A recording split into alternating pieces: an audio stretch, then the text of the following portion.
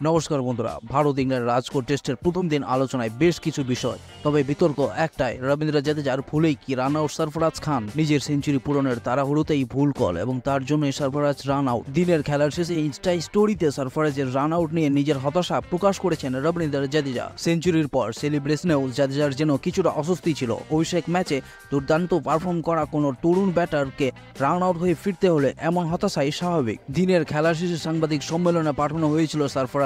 প্রত্যাশিতভাবেই run out প্রসঙ্গ উঠে এলো। রবীন্দ্র জাদেজার সঙ্গে ৭৭ রানের অনবদ্য জুটির ইতি হয় ভুল বোঝাবুঝিতে। সরফরাজ খুব স্বাভাবিকভাবেই বলেন, দিনের খেলা শেষে জাড্ডু ভাই এসে বলল, ভাই একটা ভুল বোঝাবুঝি হয়েছিল। আমিও বললাম, কোনো ব্যাপার না, এরকম তো হয়েই থাকে। বিষয়টা তাই, রান আউট তো হতেই পারে, এটা খেলারই পার্ট। কখনো রান আউট হবে, কখনো হবে না।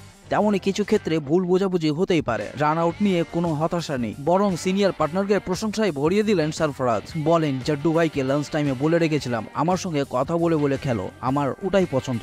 জাড্ডু ভাই সেটাই করেছিল। প্রতিটা ডেলিভারির পর কিছু না কিছু পরামর্শ দিয়েছে। আমার যেহেতু প্রথম ম্যাচ, প্রতিটা বিষয় কাজে লাগছিল। পুরো পার্টনারশিপেই আমাকে দারুণ সাপোর্ট করেছে। কি বলেছিলেন জাদেজা? সরফরাজের কথায় প্রথমবার খেলার সময় অনেক কিছু মাথায় করে। কি হবে, রান করতে পারবো তো, আউট হয়ে যাবো না তো, এমন নানা প্রশ্নই আসে। একটা নার্ভাসনেস থাকেই। প্রথমে যখন সুইপ ট্রাই করলাম, বলটা টান হলো, মিস করেছিলাম। জাড্ডু ভাই তখন বলেছিল, আগে কিছুটা সময় মাঠে কাটিয়ে নে, নিজে থেকে পরিস্থিতিটা বুঝতে পারবে।